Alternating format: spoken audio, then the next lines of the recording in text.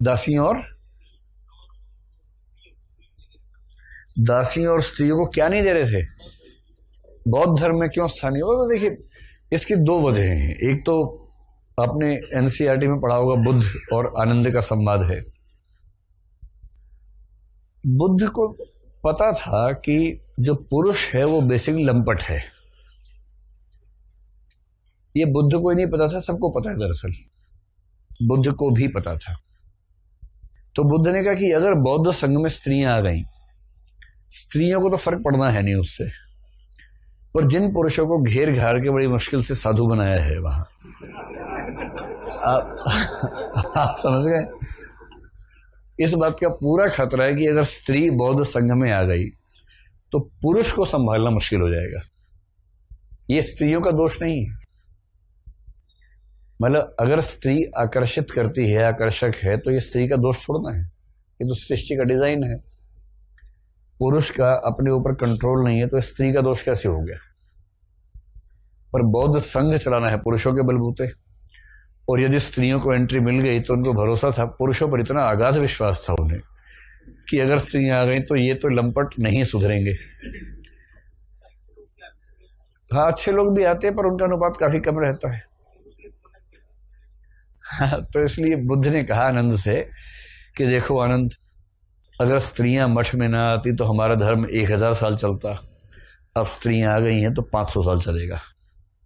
यानी बुद्ध का फार्मूला है, किसी भी चीज में महिलाओं की एंट्री दे दो, उसकी जीवन प्रत्याशा आज ही हो जाएगी। ये बुद्ध का फार्मूला ये हुआ इस मामले में, धर्म के मामले में। तो बुद्ध को महिलाओं से दिक्कत थी ना, दो तरह की दिक्कत थी। पहली दिक्कत तो ये कि महिलाएं आएंगी तो जो मठ के अंदर लंपट बैठे हैं साधु के चोगे में, उनका साधुत्व खत्म हो जाएगा, लंपटत्व जाग जाएगा। ये चिंता सही थी या नाजायज चिंता थी? सही चिंता थी, है ना? क्योंकि देखिए, गलत काम करने के लिए हमारा अंदर से गलत होना एक पक्ष है, दूसरा ऐसी परिस्थितियों का मिलना जहां हम गलत हो सके वो दूसरा पक्ष है। अगर ऐसी परिस्थितियां हो ही नहीं कि आप गलत हो सके तो आप गलत नहीं हो पाएंगे। आप गलत नहीं हो पाएंगे, होना चाह रहे हैं। जैसे मुझे कुछ टीचर्स मिलते हैं, बोलते हैं कि सर सबसे ईमानदार टीचर होते हैं, कभी रिश्वत नहीं लेते। मिलती नहीं भाई, जिसको मिलेगी अगर वो रिश्वत ना ले तो ईमानदार हुआ। जिसको मिल ही नहीं रही है, हर तरीके से चाह रहे मिल जाए मिल जाए मिल जाए, नहीं मिल रही, फिर कह रहा है कि हम तो लेते ही नहीं। बात नहीं है ना, आप बुरा होने को बेकरार हैं, बुरा होने का मौका ही नहीं मिल रहा आपको, कैसे अच्छा मानते हैं? दूसरा बुद्ध को खतरा यह था कि अगर महिलाएं आ गई घरों से तो जिस जिस घर से महिला आएगी, और उनको पता था कि महिलाएं अपने घरों में बहुत दुखी हैं, तब भी थी आज भी हैं, अगर महिलाओं को बाहर एक रास्ता मिल गया जाने का और चली गई तो जो उनके घर, कुनबे, परिवार, वो सब जो है ना, वो बहुत ताकतवर हैं। वो हमारे बौद्ध धर्म को आग लगा देंगे, पूरा पूरा संघ जला के राख कर देंगे, देशभक्ति खेलेंगे सड़क पे। इस बात का डर बुद्ध को होना स्वाभाविक बात है। नए नए आंदोलन शुरू किया, क्यों कोई पंगा मोल लेगा उस समय? इतना ही मामला है। बुद्ध समझदार आदमी थे, वरना बुद्ध को महिलाओं से कोई सैद्धांतिक समस्या थोड़ा ना रही होगी, ये व्यावहारिक समस्या थी। जैसे हम सब लोग खूब बोलते हैं कि महिलाओं को बराबरी मिलनी चाहिए, ये हो वो हो, फलाना और ढिमकाना हो। आप सब आमतौर पर विश्वास रखते ही होंगे इस बात में।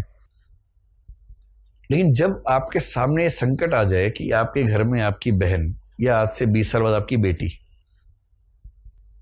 आपका बेटा कह रहा है कि पापा मैं जा रहा हूं, पार्टी है, रात को 3 बजे आऊंगा और हो सकता है कल ही आऊं। आप कहें ठीक है बेटा, जाओ मौज करो, अपनी जिंदगी अपने हिसाब से जियो, तुम वयस्क हो, समझदार हो। इतने बेटी बोल पड़ी कि पापा मैं भी जा रही हूं, 3 बजे आऊंगी या शायद सुबह ही आऊंगी। अब अभी अभी जो प्रगतिवादी पुरुष दिख रहा था या उसकी प्रगतिवादी पत्नी दिख रही थी, उनका प्रगतिवाद थोड़ा कम तो हो ही जाएगा उस समय कि बेटा मोबाइल फोन रख लो, सिम कार्ड में बैलेंस है कि नहीं है, चार्ज देखो है कि नहीं, फोन चार्ज है ना, हर 5 मिनट में 2 मिनट के लिए बात करते रहना हमसे कि सब ठीक चल रहा है। पार्टी खराब कर लेना अपनी, पार्टी में हमसे ही बात करते रहना ताकि हम मनहूस वहां भी तुम्हारे साथ ही रहें। तो बेटा 3 बजे नहीं, और शाम को 8 बजे के बाद बाहर रहना ठीक नहीं बेटा। जमाना, तुम तो ठीक हो बेटा, जमाना ठीक नहीं है। और जमाना क्यों ठीक नहीं है? तुम्हारा भाई बाहर निकला हुआ है। तो जैसे तुम्हारा भाई बाहर निकला हुआ है, ऐसे कई भाई बाहर निकले हुए हैं। जमाना इसलिए ठीक नहीं है ना, और किस लिए ठीक नहीं है जमाना? तो कहना और उसे रियली एग्जीक्यूट करना, इसमें अंतर होता है। और ये अंतर हम सबकी जिंदगी में है। कल को आप भी महसूस करेंगे, जब आपका बेटा बेटी होंगे, आप एकदम बराबरी देना चाहेंगे तो भी दे नहीं पाएंगे, क्योंकि आपको चिंता होगी। और ऊपर से खबर वाले दिखा देंगे कि 16 दिसंबर निर्भया, ये वो एक केस को इतना हाईलाइट करेंगे कि पूरा देश खौफ में आ जाएगा। तो बुद्ध के सामने भी व्यवहारिक समस्याएं थी, जैसे हमारे सामने होती हैं।